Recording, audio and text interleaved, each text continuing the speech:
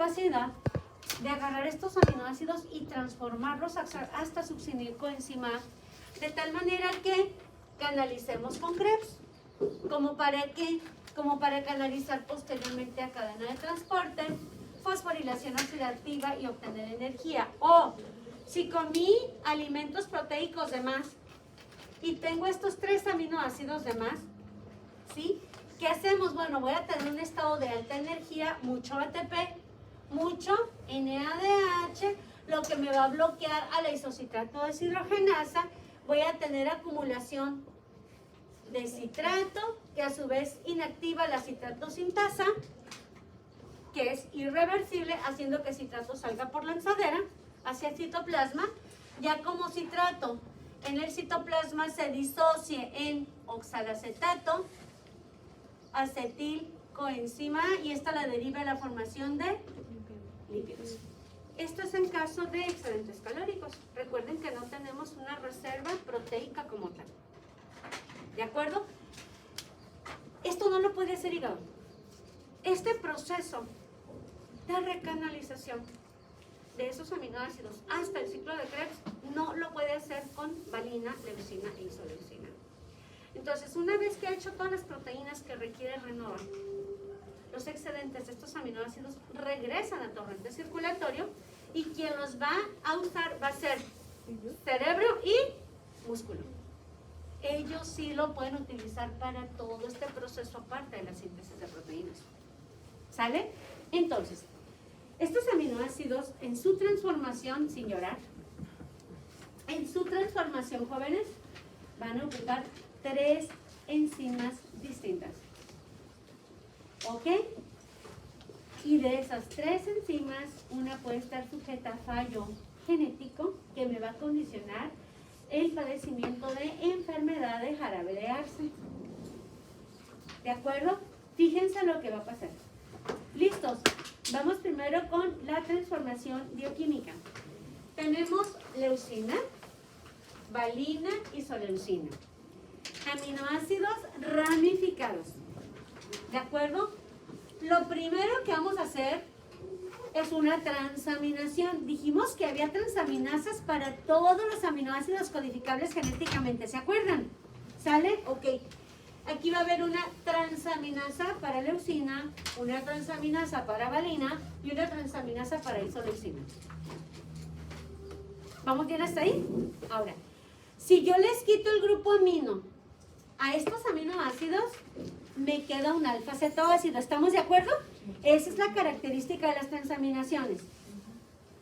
El alfa-cetoácido de la leucina es el alfa-cetoisocaproico, ácido alfa-cetoisocaproico, ¿ok? El alfa-cetoácido de la valina es el ácido alfa-cetoisovalérico. Ácido alfa-cetoisovalérico. ¿De acuerdo? Y, ojo, lo que viene siendo el alfa-cetoácido de la isoleucina es el ácido alfa-ceto-beta-menilvalérico. Ojo, de entrada, son un chorro de nombrecitos raros, ¿verdad? Ok, vamos a simplificarlos. Vamos a adaptarlo a medicina. ¿De acuerdo? Estos, fíjense bien, leucinas, valina, isoleucina, entran a transaminación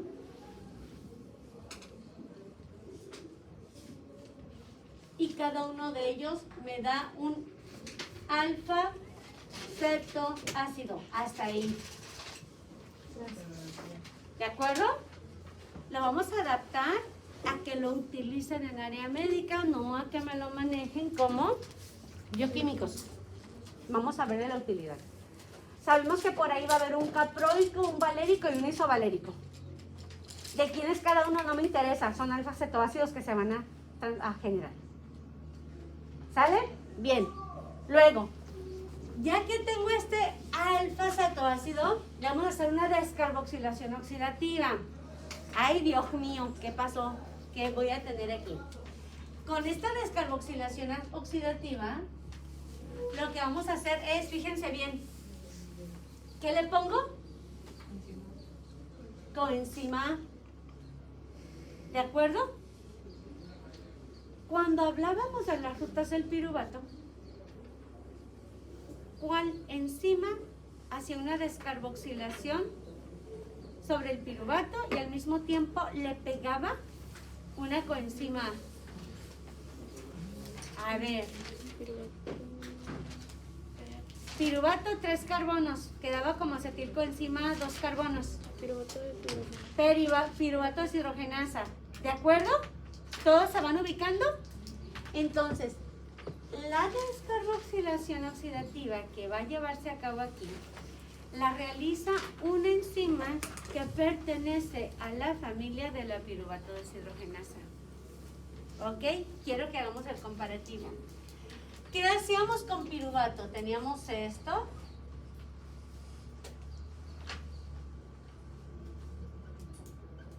Ahí está mi alfa cetoácido, en este caso el piruvato. Fíjense bien lo que vamos a hacer, para que vean qué tipo de enzima es la que está trabajando, ¿sí? Terminaba como acetilcoenzima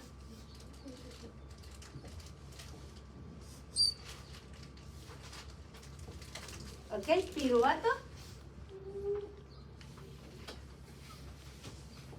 acetilcoenzima. Ok, ¿quién actuaba aquí? PDH. 3 isoenzimas o 3 dominios, ¿se acuerdan? E1, E2, E3. E1, descarboxilación. Piruvato descarboxilasa, ¿cierto? Luego, E2, hidroxilipoil transcetolasa. ¿Sale? Pero bueno, aquí básicamente íbamos a meter ¿qué cosa? Coenzima. ¿De acuerdo? Después de que la piruvato descarboxilasa que hizo, sacó CO2 y finalmente reorganizábamos hidrógenos, de tal manera que E3 permitía la entrada de NAD y salía como NADH más hidrógeno, ¿cierto? Entonces, ¿qué hacíamos? Metíamos NAD, salía NADH más hidrógeno, entraba coenzima A y salía un CO2. ¿Sale? Eso teníamos. ¿De acuerdo? ¿Para qué? Para darme una molécula con coenzima A unida, que es lo mismo que está sucediendo aquí. Le estoy metiendo coenzima A. Y esta enzima que trabaja para descarboxilar y activar con coenzima A mediante un proceso oxidativo a un alfa cetoácido, es lo mismo que pasó con el piruvato. Sí, es una deshidrogenasa. También tiene 3 dominios, E1, E2, E3. Y para que el dominio 1 funcione, acuérdense que ocupamos una vitamina. ¿Quién es? Pirofosfato de tiamina. ¿De acuerdo? Entonces necesito pirofosfato de tiamina para poder descarboxilar. Necesito coenzima A y necesito NAD. ¿Quién necesita la enzima que hace oxidación, descarboxilación oxidativa? Ocupo NAD, ahí está, coenzima A, ¿y qué cosa? TPP, ácido lipoico, que es uno de los intermediarios o forma parte del dominio E2 y E3, y FAD, que forma parte del dominio E3. Entonces tiene los mismos requerimientos que la PDH. Es una deshidrogenasa. Solo que PDH, ¿qué significa? ¿Piruvato qué? Ok, en este caso es alfa cetoácidos de cadena ramificada deshidrogenasa o deshidrogenasa de alfa cetoácidos de cadena ramificada. ¿Sí? Esta es mi enzima deshidrogenasa de alfa cetoácidos de cadena ramificada. Esa es la enzima. Era muy preguntable. ¿Mande? Era muy preguntable. Porque lo es. Ajá. Entonces, ojo, ¿qué voy a tener aquí? De cada uno de ellos, voy a tener lo que viene siendo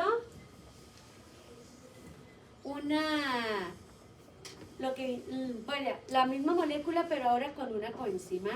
¿Sí? Lo voy a dejar así, como R coenzima. Eso es lo que voy a tener. Y finalmente va a haber una deshidrogenación ligada a FAD, ¿ok? La tercera enzima. FAD o deshidrogenación dependiente. Dependiente de FAD. ¿Sí? Y al momento de deshidrogenar, ¿sí? La leucina, ojo, no me va a dar directamente lo que viene siendo succinilcoenzima. Lo que viene siendo la leucina me va a dar solo cuerpos cetónicos. ¿Se acuerdan cuando vimos en la clase pasada que las dos aminoácidos que empezaban con L me daban solo cuerpos cetónicos? Leucina y lisina. Sale entonces la leucina, si sigo la flechita por aquí, me va a dar aceto, acetato y acetilcoenzima.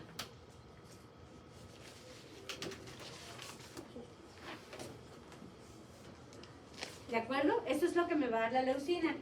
Y lo que viene siendo la valina y la isoleucina, si yo me vengo por aquí, van a seguir una serie de reacciones hasta que formen ¿qué cosa? Succinilcoenzima con un intermediario primero, metil, malonil,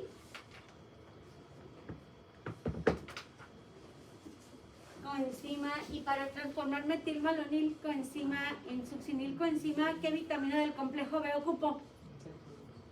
¿Cuál? B12, si no es Chan es bueno, ¿verdad? Ok, aquí ocupo B12. Acuérdense cuando se dieron vitaminas en primero.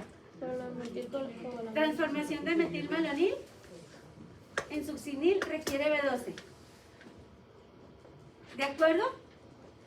Entonces, esa es la manera simplificada de ver la degradación de los alfa aminoácidos de cadena ramificada.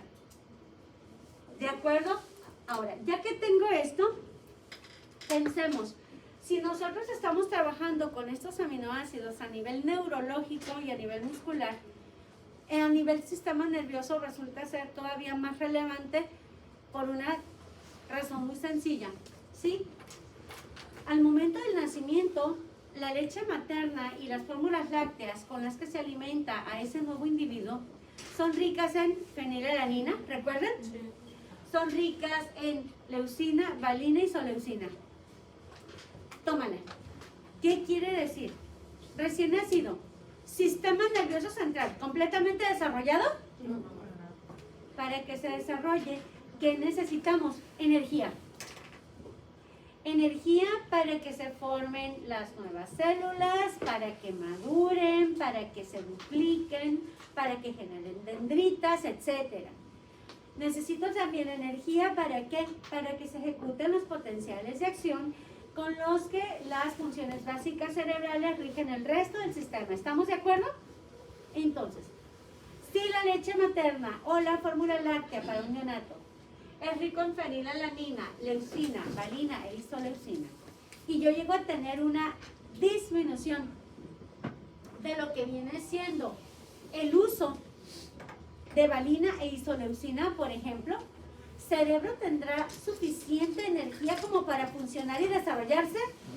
Entonces, ese niño, habiendo nacido bien, porque estaba conectado con el torrente sanguíneo materno, que le estaba dando los nutrientes que requería, a la hora que haces el corte del cordón umbilical, mamá ya no le pasa nada.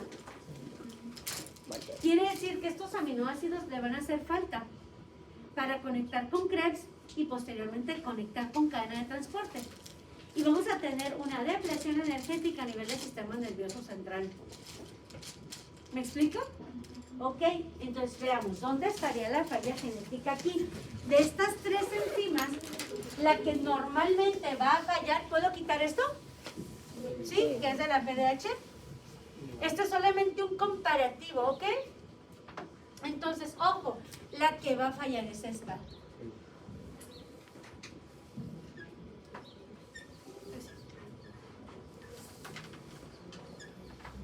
La deshidrogenasa de alfa-cetoácidos, pero de cadena ramificada, ¿sale?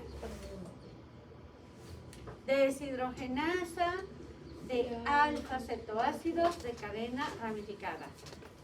En inglés, chain, branch, ¿cómo era? Chain, branch, alfa, chain, branch, deshidrogenasa. Viene así más o menos, chain, branch de rama, cadena ramificada, deshidrogenasa, ¿ok? Entonces, esa es la que normalmente puede fallar. Y lo que va a provocar es lo siguiente, bueno, efectos clínicos. Clínicos en recién nacidos.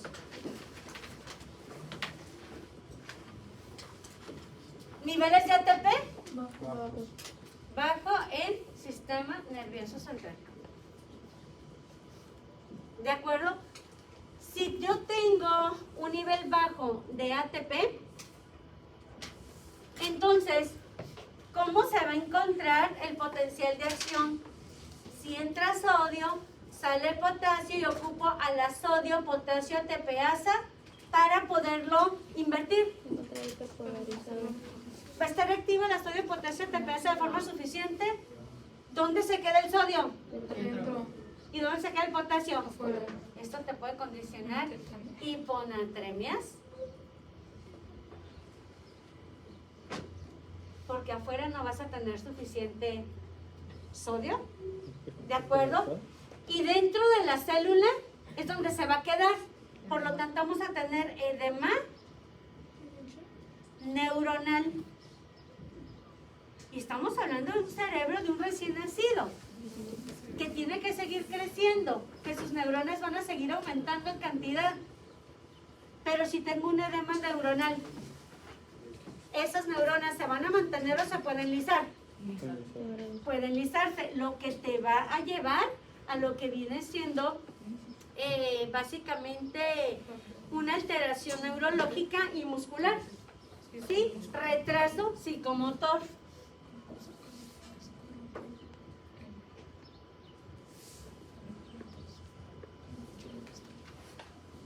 Si tengo un retraso psicomotor, ¿el aprendizaje va a ser bueno?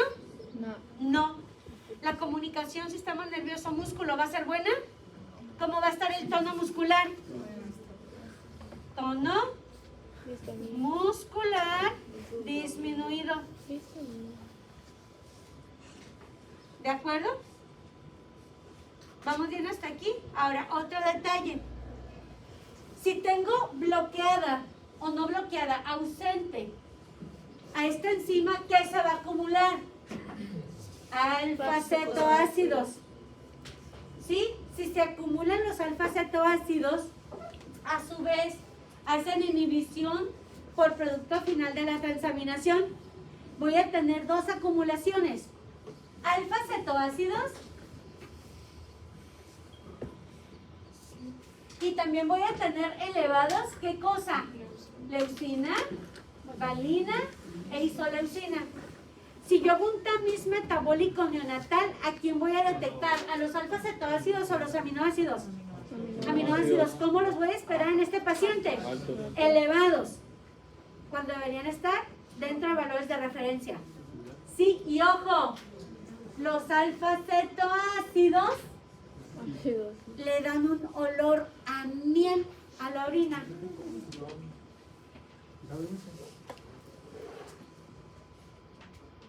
Yo creo que sí. ¿Ves tú? ¿De acuerdo? El cuadro se va a parecer a una fenilcetonuria, ¿cierto?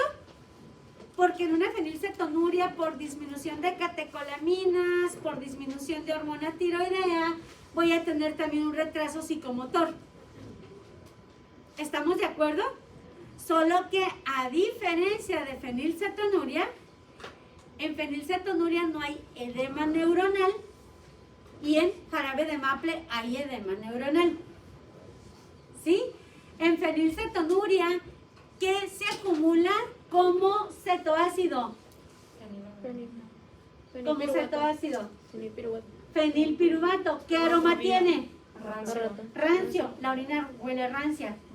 ¿Sí? Y en el jarabe de miel de maple, ¿qué se acumulan? Alfa-cetoácidos. Ácido cetoisocaproico, ácido cetoisovalérico, ácido zeta, beta, metilvalérico. ¿Ok? ¿Y estos qué aroma tienen? Dulce. Y estos aminoácidos también son dulces. No solamente es aroma, es sabor.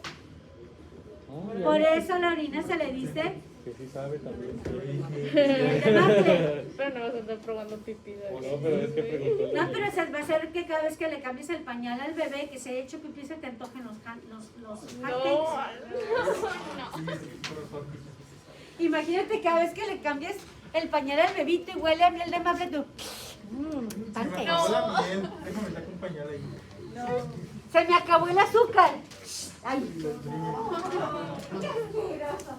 Bueno, no se les olvida. Estas son básicamente las patologías que en un momento dado se les puede preguntar con un poquito de la clínica asociada.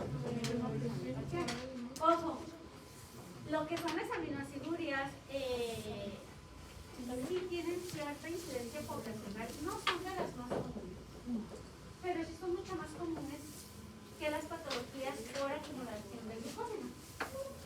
Las glucogenopatías son muy poco incidentes poblacionalmente. Estas tienen una mayor incidencia poblacional. Tan es así que les había comentado, es por eso que a nivel mundial, cada vez que nace un niño, se le hace también catabólico neonatal, porque tienen cierta incidencia. ¿Sí? Si de plano fuera muy poquito incidentes, ¿para qué vas a gastar en algo que no se resalta? ¿Dónde tenemos? Es Shine Branch deshidrogenasa. Shine Branch.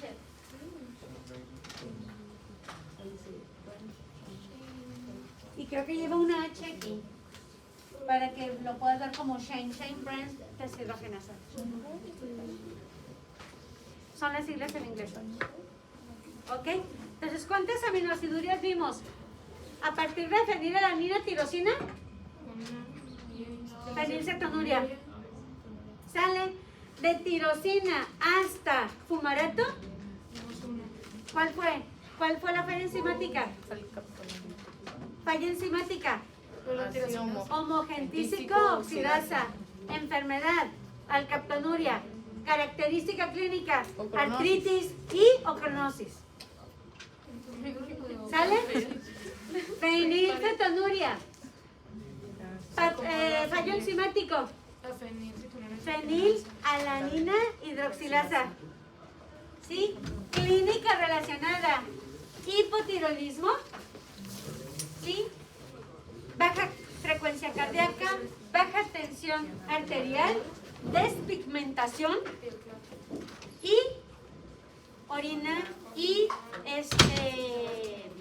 fluidos, olor a rancio. ¿Sí? Ok, esa es parte del hipotiroidismo inducido. Luego de ahí, ¿cuál vimos?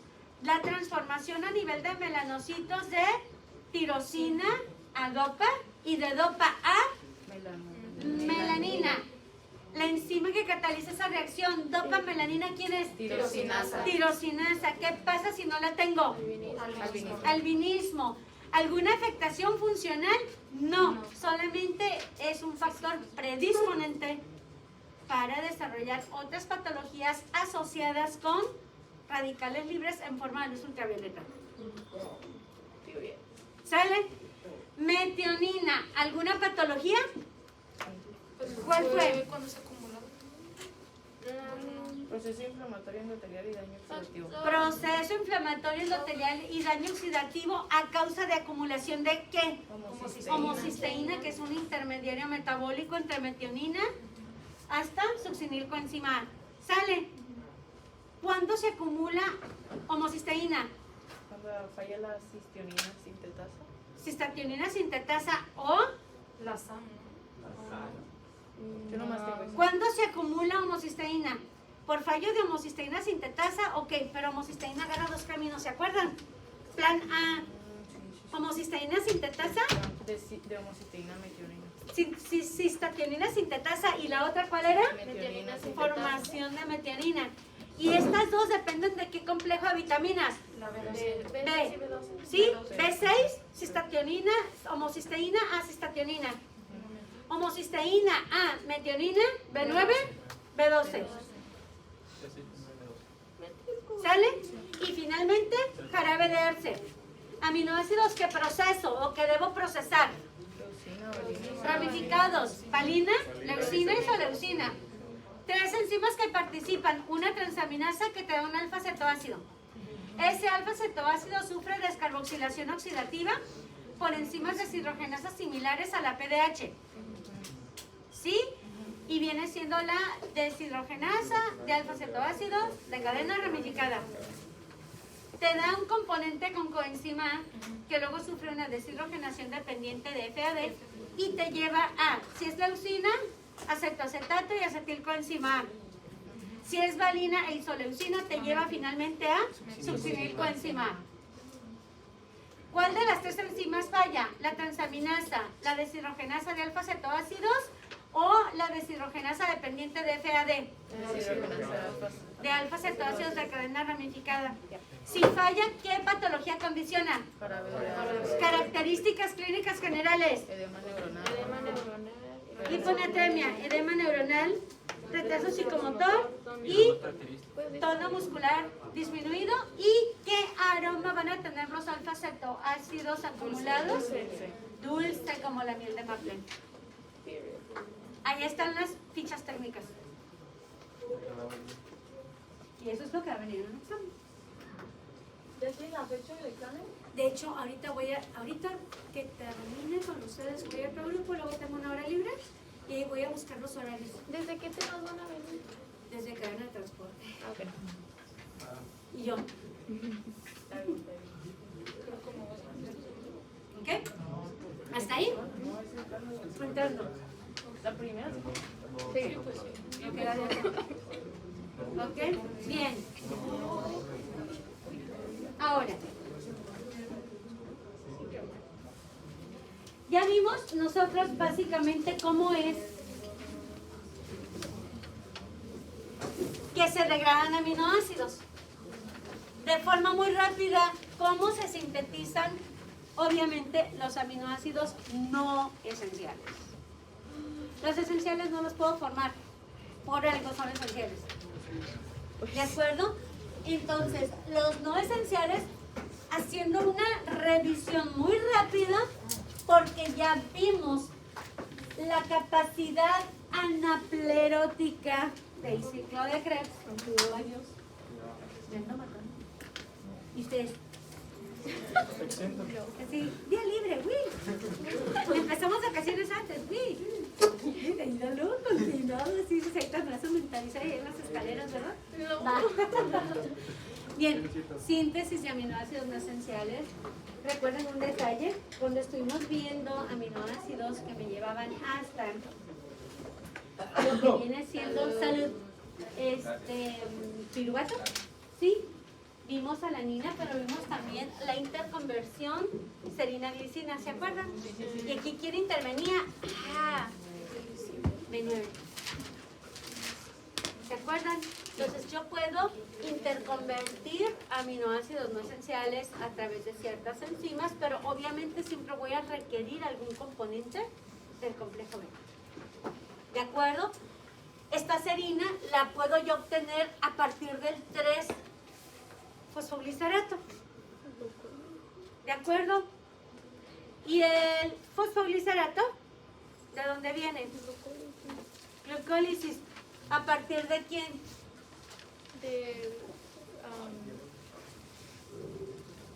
Estamos en la segunda etapa de la glucólisis, ¿verdad? 1,3-bifosfoglicerato, luego 3-fosfoglicerato, 2-fosfoglicerato, fosfonol piruvato. Entonces, ¿esto viene de dónde? segunda etapa de glucólisis. Entonces ahí lo puedo jalar y luego aminarlo. ¿Ok? Oxidación y transaminación. Sale. Algunos por conversión, por ejemplo, fenilalanina y tirosina, ¿por cuál enzima? Por la Fenilalanina hidroxilasa, ¿no? Aquí. Fenilalanina hidroxilasa. Esta hidroxilasa introduce un alcohol en un anillo bencénico, por lo tanto es dependiente de cuál cofactor. Dependiente de tetrahidrobiopterina. Esa pregunta no se las... ¿Sí se las hice? Sí. ¿La hice, verdad? Primero había hecho 4, ¿no? Ujú. Metionina hacia cisteína. Esto es a través de lo que viene siendo la S-adenosilmetionina sintetasa. ¿De acuerdo? Y de aquí salía SAMI. ¿Se acuerdan? De metionina hacia cisteína me salía SAMI. ¿De acuerdo?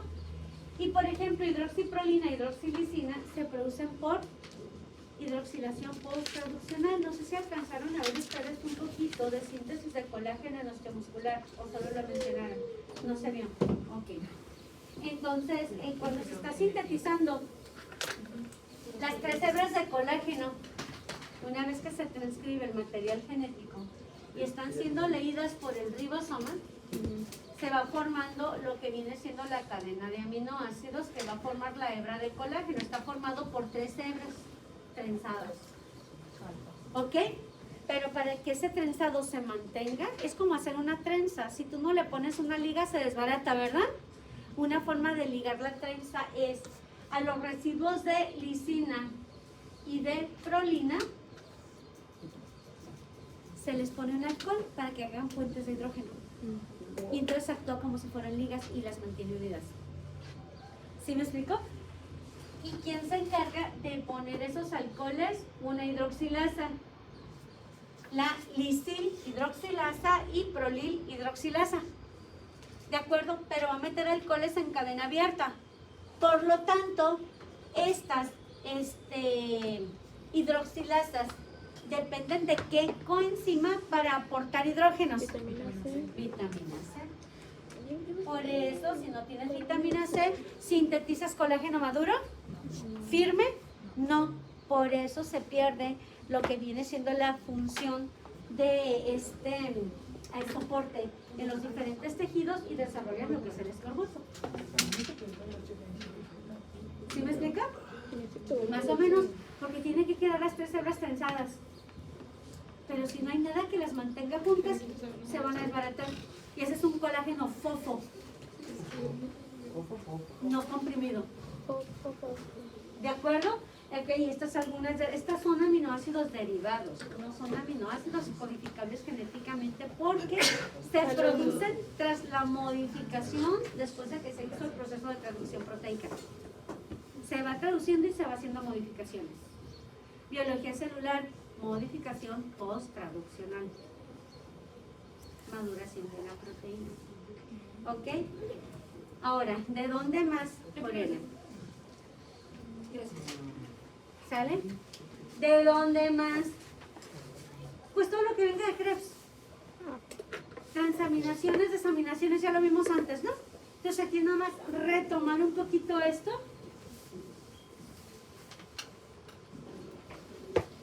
Y por ejemplo, a partir del piruvato puedo obtener alanina. De alanina puedo obtener piruvato. A partir de la ALAT o TGP, en el examen les pedía TGO o ASAT. Ay, ese limoncito en la herida duele, ¿verdad? Okay. Ácido aspartico la puedo obtener por TGO, esta es la que les pedía. Porque si tengo ácido aspartico me lo llevo hacia ciclolaurea. O a partir de él le meto un grupo amino, genero asparagina. Esta es otra forma de obtener aminoácidos. ¿Sí? O de alfa-cetoglutarato. Por transaminación con cualquier transaminasa, porque esto era el dúo dinámico que les pedía. Sí, alfa-cetoácido y aminoácido común a todas las transaminasas, alfa-ceto Glutarato y glutamato. Ese era el biodinámico que les estaba pidiendo. ¿De acuerdo? Obtengo glutamato. Y acuérdense que el glutamato es el aminoácido central del metabolismo de aminoácidos. Todo llega a glutamato y del glutamato todo puede partir con la gran mayoría. ¿De acuerdo? Entonces se puede obtener glutamina, se puede hacer ciclación y reducción de lo que viene siendo básicamente, ay Dios, de lo que viene siendo glutamato, desaminación oxidativa, etc. Entonces tenemos muchas cosas que se puede hacer para obtener aminoácidos no esenciales. ¿Ok? Ahora, ¿de dónde vienen los grupos aminolibres que vamos a utilizar nosotros para llevar a cabo el ciclo de la urea? Fuentes de grupos amino. Alguien apague el proyector, por favor. Esto va a ser a pintarrón, es lo que vamos a ver hasta hoy. Y ya mañana nos metemos con cicloglutamina, alanina, denle una leída. No está difícil. Apágalo. Ajá, apágalo, por favor. Thank you. Fuentes de amoníaco.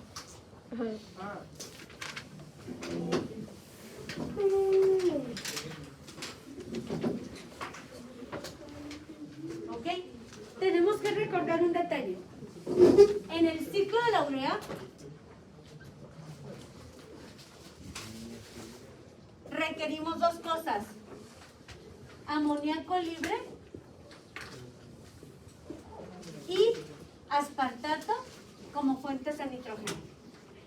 Eso es lo que ocupamos para el ciclo de la urea. Amoníaco libre que me llegue a través del plasma de torrente sanguíneo y ácido aspartico que me lo va a proveer quien transaminasa glutámica oxalacética. Va a volver a doler. Ok. Y entonces voy a poder obtener el ácido aspartico para canalizar el grupo amino que tiene hacia el ciclo de la urea. Cuando se inicia el ciclo de la urea, este grupo amino libre o este amoníaco es el primero en usarse. Y lo primero que se va a formar va a ser esto.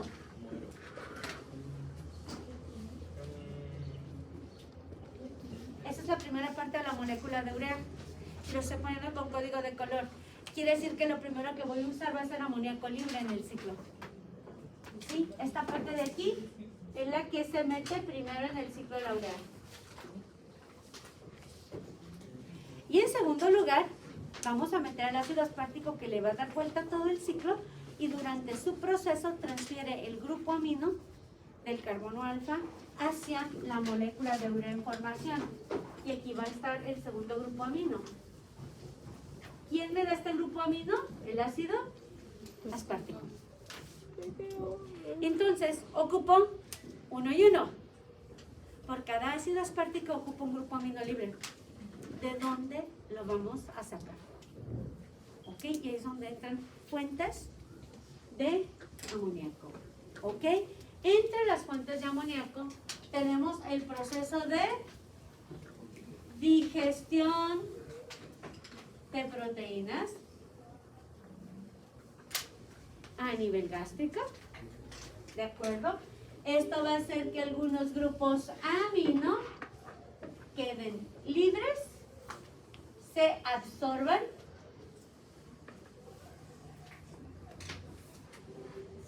a nivel intestinal para que pasen a torrente sanguíneo y entonces lleguemos hasta ¿en dónde se lleva a cabo el ciclo de la urea? ¿En qué órgano? En hígado.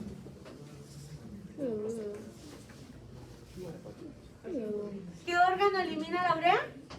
Riñón. Riñón. La elimina, más no la sintetiza. ¿Ok? Ojo. Si yo tengo niveles elevados de urea, ¿sale?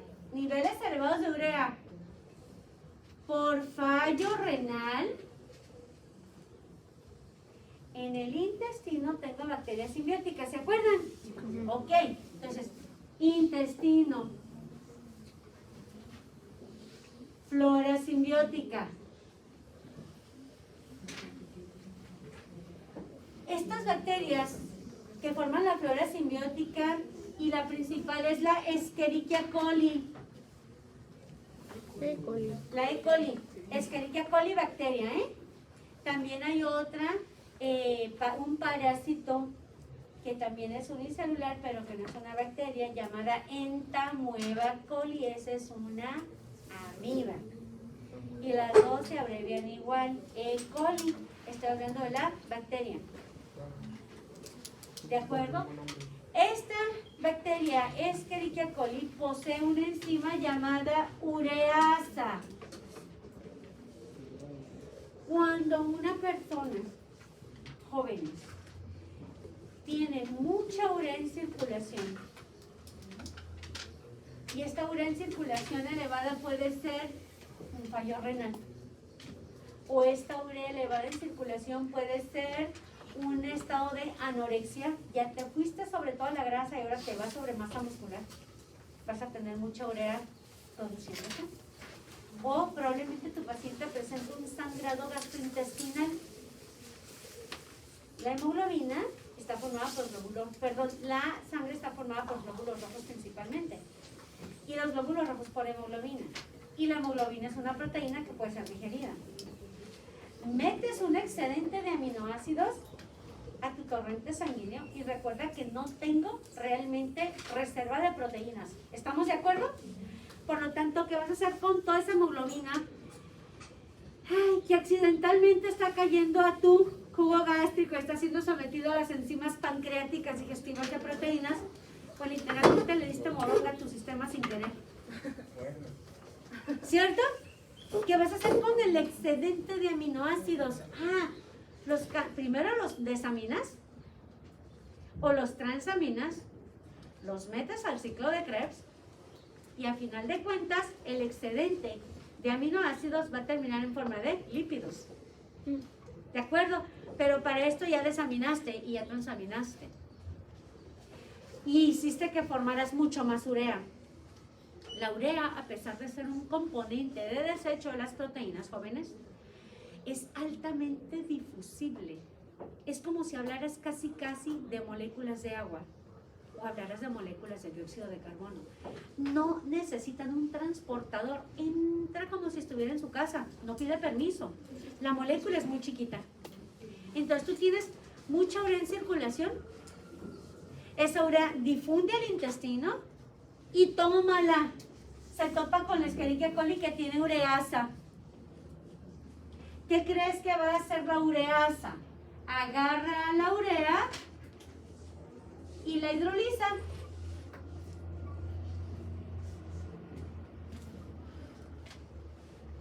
Y la transforma en 2 moléculas de amoníaco libre y una molécula de bicarbonato. ¿De acuerdo? Y estas 2 moléculas de amoníaco libre, ¿a dónde pasan? Torrente sanguíneo y vas otra vez a hígado. Esto normalmente no sucede en un paciente sano en proporciones altas. ¿Por qué razón? Porque tu riñón se infiltra y porque no traes un sangrado. O porque no tienes una etapa de anorexia avanzada. En nosotros, la cantidad de urea que difunde al intestino y que se degrada por medio de la ureasa de la E. coli es mínima, pero sí me hace un aporte de amoníaco libre para volverse a reutilizar en el ciclo de la urea. ¿Me explico? Si tuvieras un fallo renal, ese amoníaco libre va a estar en cantidades tan altas en torrente sanguíneo y está más chiquito todavía que la molécula de urea, que atraviesa incluso barrera hematoencefálica hacia cerebro. Y este amoníaco excesivo en cerebro es el causal de lo que ustedes han escuchado mencionar como encefalopatía hepática. ¿Sí? Pero lo vamos a ver más adelante con más calma. Ahorita, ¿qué les estoy planteando? ¿De dónde puedo obtener el amoníaco libre? ¿Sí? ¿De dónde más? Reacciones de desaminación. Por ejemplo, Desaminación de aminoácidos. Ejemplo, glutamina a glutamato. Ejemplo, asparagina a aspartato. Aquí voy a tener liberación de grupos amino que van a torrente sanguíneo.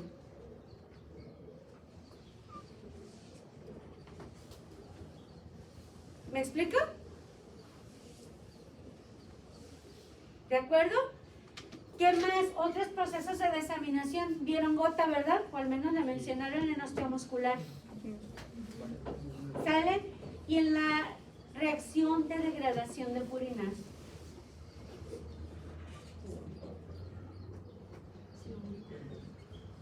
De purinas, ajá.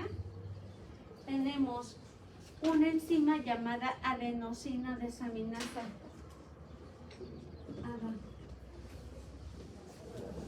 Que lo que hace es agarra la adenina, la transforma en inosina, para que luego de inosina se transforme a xantina y de xantina termine como ácido úrico. De inosina a xantina trabaja xantina oxidasa, de xantina a ácido úrico trabaja xantina oxidasa, pero de adenina a inosina hay una desaminación y ahí entra la ADA.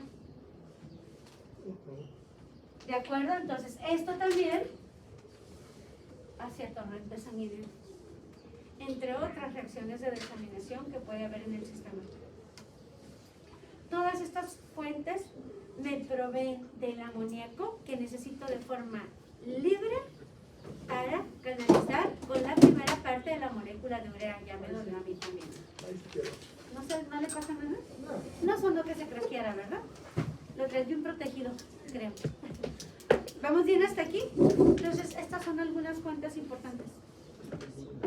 ¿De acuerdo? Ya la segunda parte, lo que es la obtención de ácido aspartico, pues viene por transaminación. Y una fuente muy importante, o una forma muy importante de transportar este amoníaco libre para evitar toxicidad neurológica en una persona sana, es a través del ciclo alanina-glutamina, que es el que vamos a ver mañana. ¿Sí? Si yo dejo este amoníaco libre como tal, en su totalidad, vamos a tener un problema de toxicidad neurológica. Entonces, ¿qué es lo que hace mi cuerpo? Que te permite transportar cantidades muy pequeñas de amoníaco en plasma, ¿sí? Que van de 0 a 30 nanogramos por microlitro. Y el resto del amoníaco que se va liberando al tejido muscular, que es el que tiene mayor recambio proteico por las fibras, actina, miosina, elastasa, todo lo que va asociado, lo va a hacer a través de enmascarar el amino libre que se está generando en músculo en forma de 2 aminoácidos. Lo usa para formar alanina, músculo lo usa para formar glutamina, y de esta manera pasan alanina y glutamina a torrente sanguíneo sin poder atravesar barrera hematoencefálica porque ya están muy grandes y no te condicionan toxicidad neuronal. Y eso es lo que vamos a ver mañana. ¿De acuerdo? Hasta ahorita, más o menos. Ok, pregunta. Si tú tienes un paciente nefrópata que ya requiere diálisis, ¿le darías una dieta rica en proteínas? No. Porque se te va a elevar la urea bien cañón, se va a condicionar una gran cantidad de amoníaco libre por bacterias intestinales, y al aumentar la cantidad de amoníaco libre va a atravesar la barrera hematoencefálica y le vas a condicionar encefalopatía del paciente. Por eso muchos pacientes renales caen en coma. ¿Sí me explico? Por la falla en la filtración de urea, acumulación de urea en torrente sanguíneo, degradación por bacterias intestinales, incremento masivo de amoníaco condicionando el estado de coma del paciente nefrópata avanzado. Nos vemos mañana. ¿Sale? Cuídense. ¿Eh?